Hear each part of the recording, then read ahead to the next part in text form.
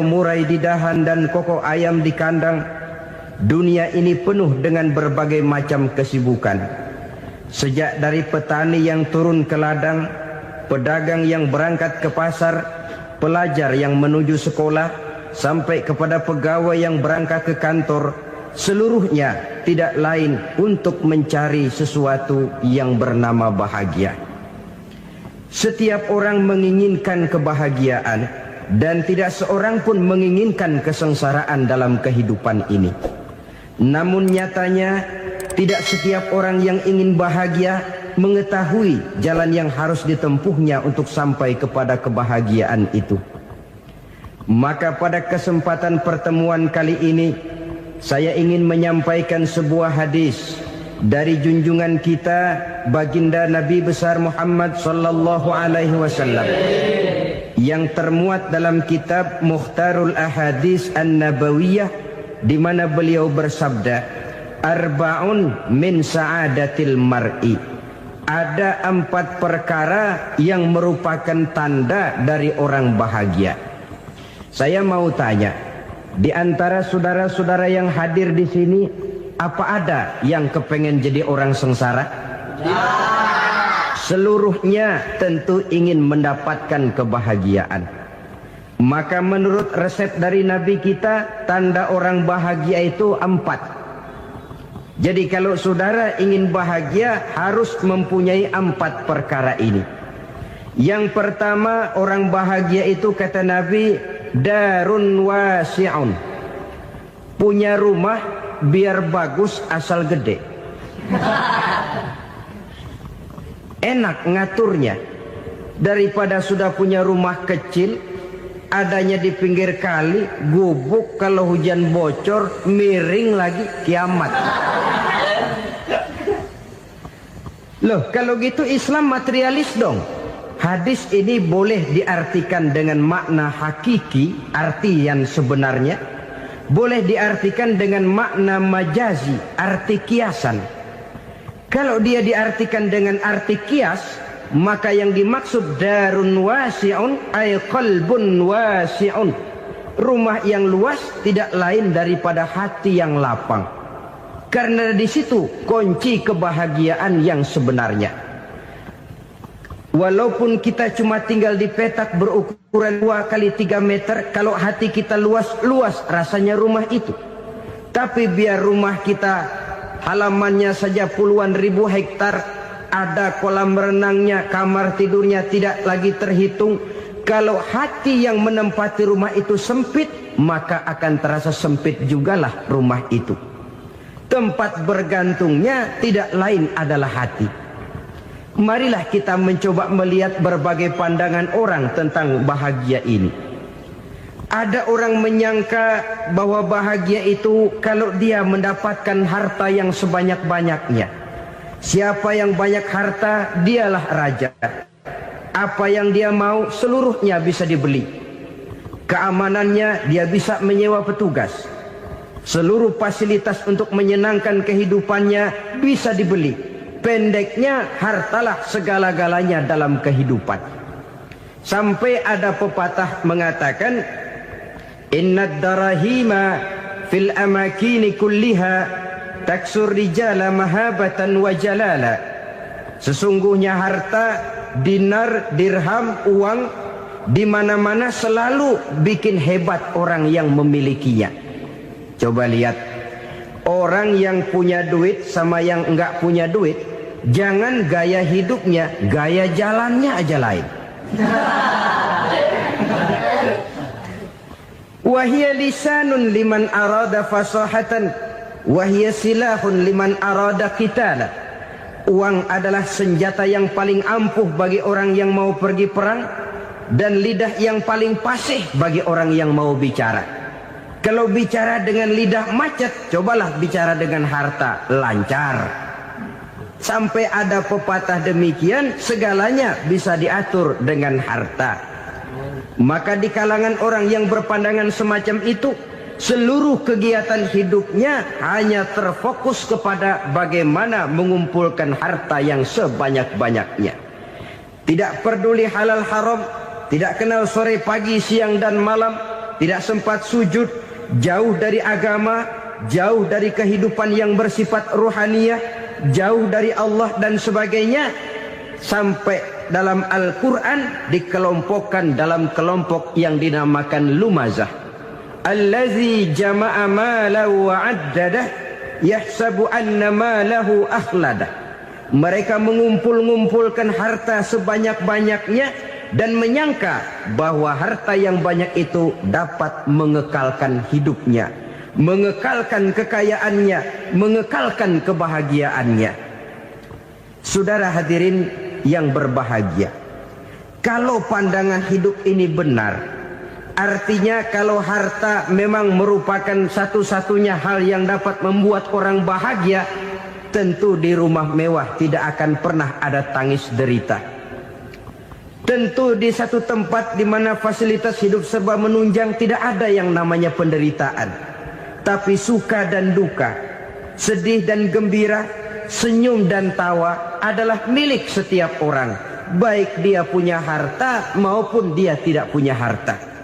Nyatalah bahwa harta semata-mata bukan merupakan jaminan bahwa orang akan bahagia, walaupun tanpa harta orang sulit untuk bahagia. Saya mau cerita, ada orang super kaya, namanya Aristotle Onesimus, raja tanker Yunani. Dia punya kapal tanker saja konon sampai 11 banyaknya. Punya perusahaan penerbangan yang disebut Olympic Airlines. Punya hotel di berbagai kota besar di dunia ini, sejak dari New York, London, Paris, Rome dan sebagainya. Bahkan punya pulau yang dia namakan Pulau Scorpio. Ini kan namanya sudah kaya nggak tanggung-tanggung, punya pulau. Nah, dia punya 2 orang anak, yang satu laki-laki namanya Alexander, yang satu perempuan namanya Maria Onesimus. Seluruh harapannya tertumpah kepada anak lakinya Alexander ini, yang akan meneruskan usahanya, meneruskan kekayaannya, meneruskan dinastinya. Apa yang terjadi? Ternyata anak yang dia harapkan yang bernama Alexander ini mati muda dalam kecelakaan pada waktu dia olahraga. Apa olahraganya? Namanya olahraga anak orang kaya, golongan jet set. Olahraganya olahraga pesawat terbang. Jatuh, ya nggak kapungut, habis mati. Tinggal satu anak perempuannya, Maria Onesimus. Tapi anak perempuan ini juga malah urakan. Terakhir dia pacaran, bahkan kemudian kawin sama orang Rusia.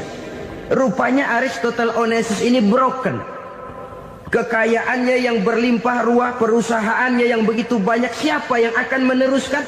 Siapa yang akan menggantikan? Sampai kemudian dia mengurung diri di Pulau Scorpio dan mati di sana secara mengenaskan. Seorang multijutawan, seorang yang super kaya, mati menyendiri di pulau sepi. Ibarat kata pepatah, anak ayam mati di lumbung. Bukan kekurangan makanan, keurugan makanan. Begitu kehidupan Aristotle Onesimus. Dan banyak orang-orang yang sudah demikian kaya sampai dibingungkan oleh kekayaannya sendiri. Telusurilah kehidupan David Rockefeller misalnya, Henry Ford misalnya, Adnan Khashoggi misalnya. Multi jutawan yang kadang-kadang dibuat keder oleh kekayaannya sendiri.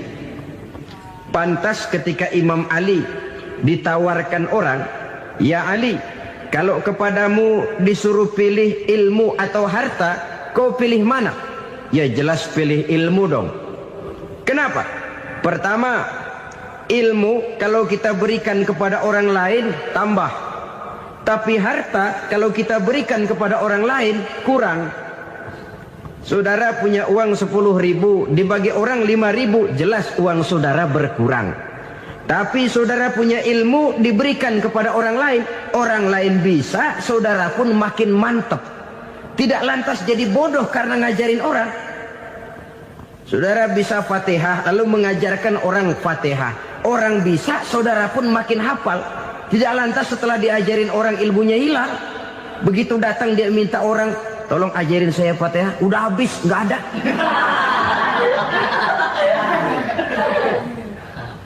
Yang kedua kata Imam Ali, ilmu menjaga kita.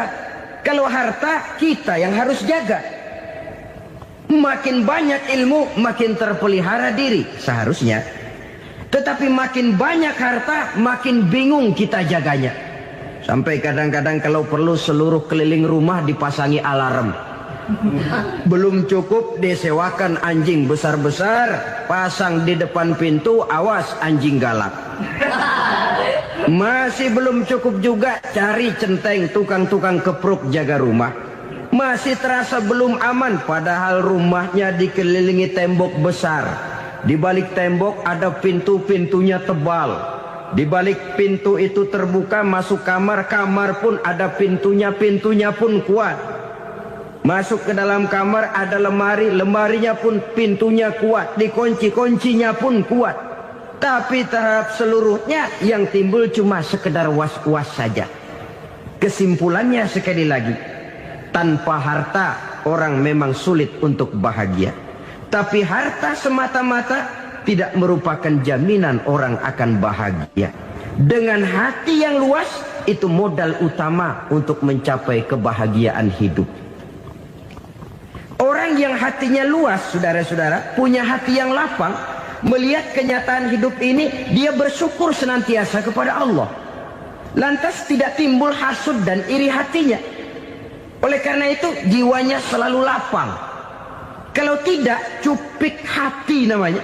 Dangkal pandangan, tidak senang melihat orang lain dapat nikmat, dan itu sering dijadikan contoh. Kalau orang yang lapang dada, dia lihat tetangganya beli TV baru, dia berkata, alhamdulillah ya, tetangga kita beli TV, mudah-mudahan kita bisa ikut nonton. Lapang dadanya. Tapi orang yang sempit hati, lihat tetangga beli televisi, meriang. Enggak dia apa-apain, meriang. Besoknya dengar tetangga beli motor, makin sakit, ke rumah sakit. Lalu di rumah sakit dengar tetangganya beli mobil, mati. Disiksa oleh perasaannya sendiri. Orang kalau hati sudah sempit dalam hidup, kemanapun dia pergi, sempit rasanya medan kehidupannya. Kemudian kita melihat juga ada orang yang menilai bahwa bahagia itu katanya kalau punya kedudukan yang tinggi, pangkat yang agung, wibawa yang besar. Mungkin betul, tapi mungkin juga tidak. Bergantung kepada hati orang yang punya pangkat itu. Sama dengan harta tadi. Harta akan membawa bahagia kalau dia jatuh ke tangan orang yang berhati lapang. Tapi harta akan jadi bencana kalau jatuh ke tangan hati orang yang sempit. Pangkat akan membawa bahaya kalau jatuh di tangan hati orang yang sempit. Lebih dari itu, kenyataan mengajarkan kepada kita bahwa ternyata pangkat dan jabatan tidak selamanya memberikan kebahagiaan dalam kehidupan. Bahkan resikonya kelewat besar. Beberapa bukti kita bisa ambil dari para pemimpin dunia yang menjadi korban lantaran pangkat dan jabatan yang disandangnya. Saudara ingat Presiden Abraham Lincoln dan John Kennedy dari Amerika? Dibunuh orang. Park Chung-hee dari Korea Selatan, Ziaur Rahman dari Bangladesh, Anwar Sadat dari Mesir, terakhir Indira Gandhi dari India, menjadi korban dari pangkat dan jabatan yang disandangnya dari orang-orang yang tidak senang dia memegang jabatan itu. Dia akan mudah mengundang bencana. Sehingga pantas kalau seorang presiden terkemuka Amerika, Harry Truman namanya, dia mengatakan jabatan presiden itu, kata dia, seperti orang nunggang macan, naik macan. Harus kita taiki, kalau enggak dia bakal nerekam kita, ngeri katanya. Adapun orang yang hatinya lapang, kalau dia menerima pangkat dan jabatan, dianggapnya itu satu kesempatan untuk berbuat baik. Tapi orang yang berhati sempit, menerima pangkat dan jabatan, bukan kadang-kadang menerima, malah berusaha setengah mati mencapai dengan segala cara. Kalau perlu jilat atas, jilat atas. Jadi golongan sumuhun dawu. Jadi kelompok kulon nuwun, yes sir, yang kerjanya cuma oke bos. Kalau perlu jilat atas, jilat atas. Kalau perlu injak yang bawah, injak yang bawah. Perlu sikut kiri kanan, sikut kiri kanan. Yang penting pangkat dapat, jabatan dapat. Orang yang semacam ini, kalau sudah mempunyai pangkat dan jabatan, biasanya dia tidak menganggap itu sebagai amanah, tidak menganggap sebagai kesempatan berbuat baik, tapi malah kesempatan untuk memperturutkan hawa nafsunya yang dilatar belakangi oleh kesempitan hatinya tadi. Apalagi kalau orang memperoleh pangkat karena banyak mengeluarkan uang. Seakan-akan pangkat dan jabatan itu sekarang macam proyek, pakai tender. Siapa yang berani bayar segini, naik. Nggak berani, minggir. Padahal logikanya, kalau orang mencapai satu jabatan karena banyak mengeluarkan uang, hampir bisa dipastikan bahwa setelah jabatan itu dia pegang, langkah pertama yang akan dilakukannya ialah berusaha bagaimana uang yang dia keluarkan supaya kembali. Ya paling kurang pulang modal dulu dong. Soal mikirin rakyat, soal nanti, tapi ini modal harus pulang. Itu celakanya kalau orang memperoleh pangkat dan jabatan cuma karena banyak mengeluarkan uang. Jarang orang yang mempunyai keyakinan dan pandangan bahwa pangkat dan jabatan merupakan amanah. Jadi sekali lagi, pangkat dan jabatan mungkin saja membawa kebahagiaan kalau jatuh ke tangan orang yang berhati lapang. Tapi bisa jadi bencana kalau dia jatuh ke tangan orang yang mempunyai hati yang sempit. Dan lagi-lagi stresnya hati yang lapang. Lalu sebagian orang, saudara, ada yang berpandangan katanya bahagia itu kalau jadi orang terkenal, mempunyai popularitas, menjadi idola di kalangan remaja, di kalangan orang tua, di segala lapisan masyarakat. Padahal makin populer orang, makin terikat dia. Ya kalau macam kita ini kan nggak punya nama, nggak populer, tengah malam buta mau nongkrong di warung Tegal aman. Tapi pangkat, jabatan, kedudukan, popularitas menyebabkan kita diikat dengan berbagai macam peraturan. Cuma mandi sama ke WC saja yang nggak dikawal.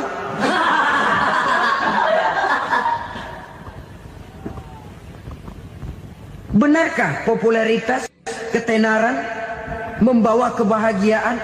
Mungkin. Ya, tapi mungkin juga tidak. Kenapa? Banyak orang-orang populer yang mengakhiri hidupnya secara tragis. Kita ambil beberapa nama.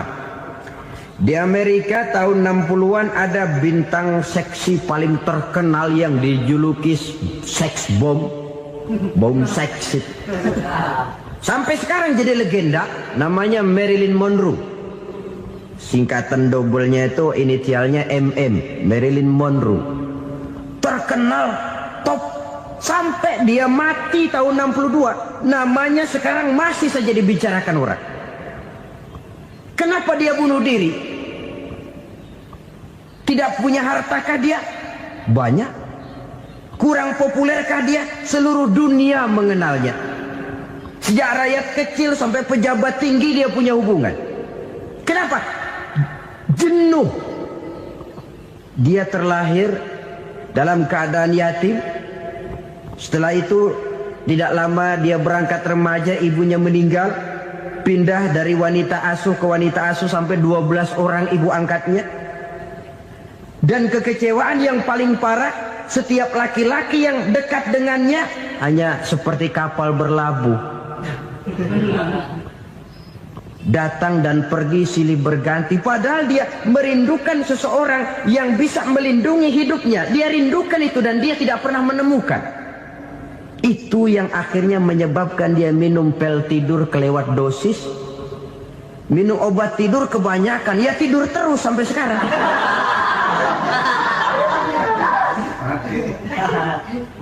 Dia mengakui, saya telah memiliki ketenaran, tapi saya tidak pernah hidup dalam ketenaran itu. Saya pandai main sandiwara, tapi saya ingin hidup dalam alam yang real sebagaimana umumnya orang. Itu yang dia rindukan. Menyusul jejak yang namanya Marilyn Monroe ini, Billie Holiday, saudara kenal tentu. Di rumah sakit dirawat. Dia juga minum obat overdosis, mati lagi. Jimi Hendrix minum obat tidur overdosis kelewat batas, mati lagi. Lalu yang menghanyutkan diri di danau, Janis Joplin dan Brian Jones. Ini orang-orang populer, orang-orang terkemuka yang mengakhiri hidup secara tragis, bukan karena tidak terkenal, mungkin karena sudah saking terkenalnya. Contoh paling belakangan, Bruce Lee. Wah, ini tukang-tukang keprok tentu kenal siapa dia. Sampai sekarang pun tabir kematiannya masih merupakan misteri. Dan yang masih hidup juga menunjukkan gejala yang aneh. Michael Jackson, rumahnya di Beverly Hills itu dijaga sedemikian rupa, dan dia selalu curiga kepada setiap makanan harus steril, bersih dari segala macam kimia. Kemana dia pergi, itu tukang-tukang keprok sudah selalu menjaga dan mengawal, dan dia seakan takut menunjukkan mukanya yang asli. Hingga kalau tampil ke tengah di luar show, dia kadang memakai pakaian yang tidak menunjukkan dia yang sebenarnya, takut dikenali orang. Ternyata popularitas sering jadi momok yang meracuni kehidupan manusia. Oleh karena itu, benarlah junjungan kita pada saat beliau mengajarkan orang akan bahagia kalau dia mempunyai hati yang lapang. Nah, sekarang masalahnya untuk mendapatkan hati yang lapang, caranya bagaimana? Kita kembali kepada konsep Quran. Allah mengajarkan, ala inna bi dzikrillahi tatmainnul qulub. Ketahuilah bahwa dengan banyak mengingat Allah, hati akan tenang, jiwa akan lapang. Dengan kata lain, dekat dengan agama, merasakan kehadiran Allah dekat dalam hidup. Itu muara pertama untuk mencapai hati yang lapang. Ala inna bi dzikrillahi tatmainnul qulub. Jangan macam orang sekarang ingin mendapatkan ketenangan lalu tapak di puncak gunung, di gua-gua, di tempat sepi. Iyalah kalau nggak ada ular. Kalau tergigit ular berbisa, ketenangan belum, mati jelas itu. Islam positif untuk mendapatkan ketenangan. Ala inna bi dzikrillahi tatmainnul qulubi. Bahwa ketahuilah bahwa dengan banyak mengingat Allah, hati akan tenang, jiwa akan lapang, nuansa pikiran akan luas. Karena yang namanya bahagia ada dimanapun manusia berada. Di kampung ada bahagia, di kota ada bahagia. Di ngarai, di lembah, di gunung, di hutan, di lautan, di angkasa luar, dimanapun bahagia itu ada kalau kita bermodalkan hati yang lapang ini. Dan hati akan lapang kalau kita dekat dengan agama. Dekat dengan harta buat sementara hati mungkin tenang, tapi ketenangan yang relatif dan temporer. Apalagi orang tiap kali tambah harta, tiap kali tambah rencana, itu wajar. Mungkin sebelumnya saudara berpikir, kalau punya duit 5.000 enak nih. Begitu punya duit 5.000, aduh sayang kalau 10.000 aja. Tiap kali tambah harta, tiap kali lain rencana. Makin banyak rencana, makin menjauhkan kita dari yang namanya ketenangan. Padahal ketenangan merupakan unsur utama untuk mencapai bahagia. Dan ketenangan itu bermuara dalam hati manusia. Tengoklah kehidupan ini. Orang yang banyak harta dengan orang miskin, Berbedakah rasa sakit yang mereka tanggungkan? Rasanya tidak. Walaupun si kaya tidur di kasur empuk berselimutkan sutra mahal, sementara si miskin meringkuk di balai bambu yang keras dan kasar. Apabila maut datang, dia juga tidak pernah pilih bulu. Maut datang menjemput si kaya di singgasana keemasannya, dikelilingi oleh para pengasuh, dayang dan idang serta para pengawal. Dan maut pun datang menjemput si miskin papa, sehingga ia tergelepar di tepian jalan. Kedua-duanya bernama mati. Kalau nyata bahwa sakit yang ditanggung si kaya tidak beda dengan sakit yang ditanggung si miskin, bukan harta semata yang membuat orang bahagia. Hati yang tenang, jiwa yang lapang penuh kedamaian, karena banyak berzikir dan mengingat Allah, itu merupakan modal utama untuk mencapai sesuatu yang bernama bahagia.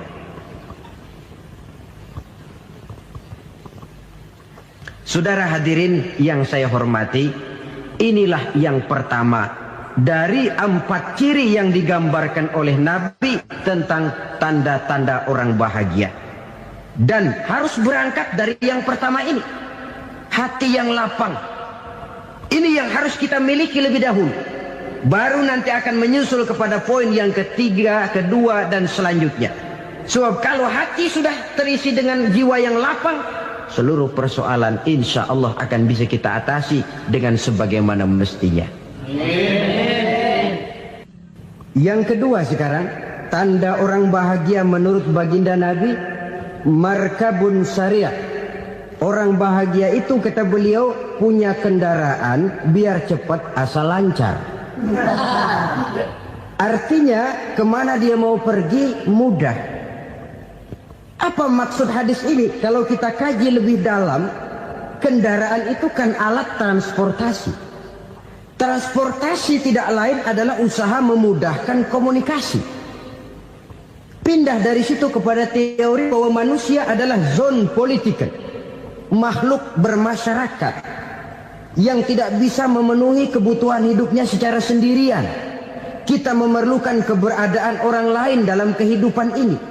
Untuk memakai baju saja kita sudah perlukan petani yang tanam kapas, pabrik yang memintal kapas jadi benang, pabrik yang menenun benang jadi kain, sampai kepada mesin jahit, sampai kepada tukang jahit. Itu cuma untuk memakai pakaian saja.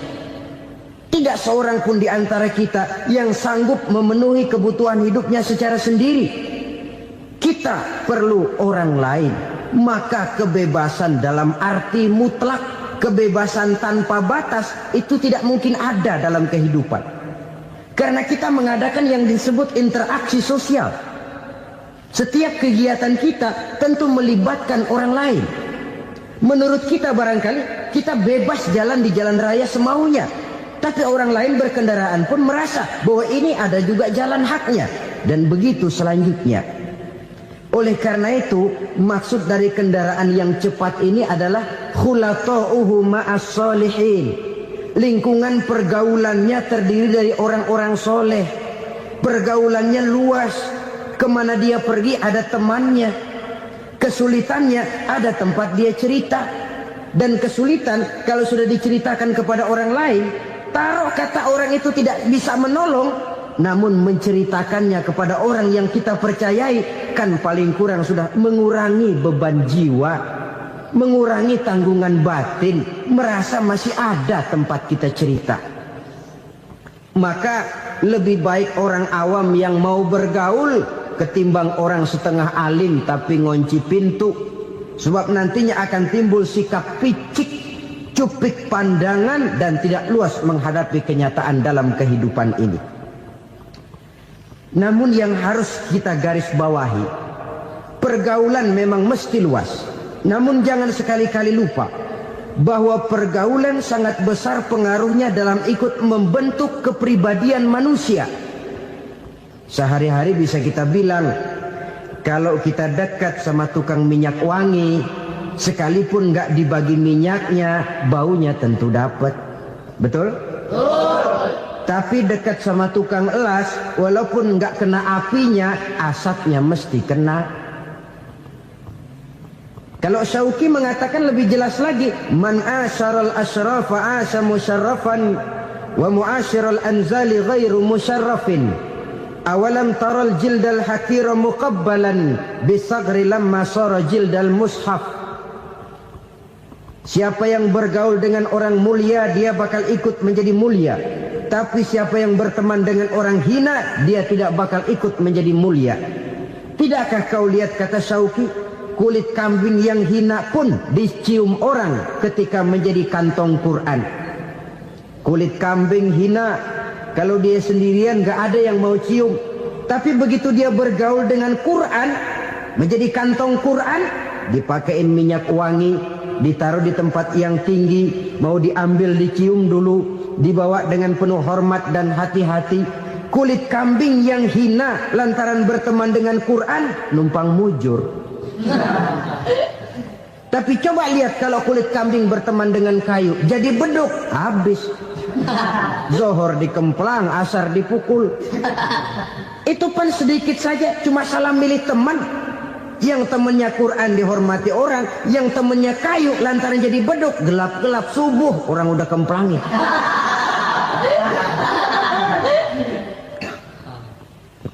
Maka terutama kepada adik-adik remaja yang masih mencari identitas diri, yang ibarat kaset masih kaset kosong, mudah diisi oleh apapun, pandai-pandailah memilih teman dalam bergaul. Karena banyak orang yang tadinya baik-baik, ketika terseret dalam pergaulan dengan orang yang tidak baik, kebaikannya menjadi lentur dan luntur. Tapi berapa banyak bajingan-bajingan tengik, orang-orang yang berlumur noda dan dosa, tiap hari melakukan maksiat, namun bergaul dengan orang yang baik-baik, pada akhirnya sedikit demi sedikit beringsut dan berangsur dia terbiasa mengikuti kebaikan-kebaikan. Saya tekankan ini kepada remaja karena mereka masih mencari identitas diri. Apa yang mereka lihat mereka mau, apa yang mereka dengar mereka ingin tahu. Coba lihat kehidupan remaja. Pulang nonton film Rambo, pengen jadi Rambo, gagah, maunya belekai melulu. Pulang nonton film Superman, pengen bisa terbang. Pulang nonton India, nyanyi melulu. Wajar, mereka masih mencari identitas diri. Saya ini sebenarnya siapa? Lingkungan, pergaulan akan membentuk itu. Karena itu pandai-pandailah bergaul, karena ia sangat besar pengaruhnya dalam ikut membentuk kepribadian manusia. Apalagi sifat yang jelek lebih cepat menularnya ketimbang sifat yang baik. Sifat yang baik, watak yang soleh itu lambat sekali untuk menular. Tapi yang tidak baik, kan prosesnya mah kalau remaja biasanya mula-mula dengar. Karena dengar lalu pengen tahu. Karena pengen tahu lalu ngeliatin. Begitu ngeliatin kan pengen nyobain. Setelah nyobain ketagihan. Nah, ini prosesnya. Yang namanya ganja, morfin, narkotik awalnya kan begitu. Mula-mula denger katanya kalau sudah fly to the sky, sudah melayang ke langit katanya, disitulah puncak kebahagiaan. Mulanya cuma denger. Karena denger pengen tahu. Karena pengen tahu lalu ngeliat, kumpul sama orang yang suka ngeganja. Setelah ngeliat, nah pengen ngerasain. Begitu ngerasain enak juga, ketagihan. Kalau sudah ketagihan jadi penyakit kronis, bisa merembet kepada yang lain. Iya, kalau orang tuanya mampu untuk beli morfin, beli ganja. Kalau tidak kan pikirannya ngayap, jemuran siapa ya gue sabet. Timbullah perbuatan-perbuatan negatif yang bermula dari salah pergaulan. Apalagi buat adik-adik remaja yang tinggal di kota-kota besar, yang pengaruh budaya, pengaruh kesenian, pengaruh struktur kehidupan yang nampak makin individualistis, di mana persaingan tajam, tensi ekonomi tinggi, orang mudah mengalami stres. Pandai-pandailah dalam bergaul, sekali lagi, karena ia sangat besar pengaruhnya dalam ikut membentuk kepribadian manusia. Orang bahagia punya kendaraan yang cepat, artinya punya pergaulan yang luas, dan lingkungan pergaulannya terdiri dari orang-orang yang soleh. Kemana dia pergi, ada teman. Kesulitannya, ada tempat dia cerita. Tapi kalau sudah menyendiri, hidup sendiri, kesulitan dipikiri sendiri, bisa mati belum waktunya. Tidak ada tempat berbagi rasa, tidak ada tempat bercerita, tidak ada tempat mengurangi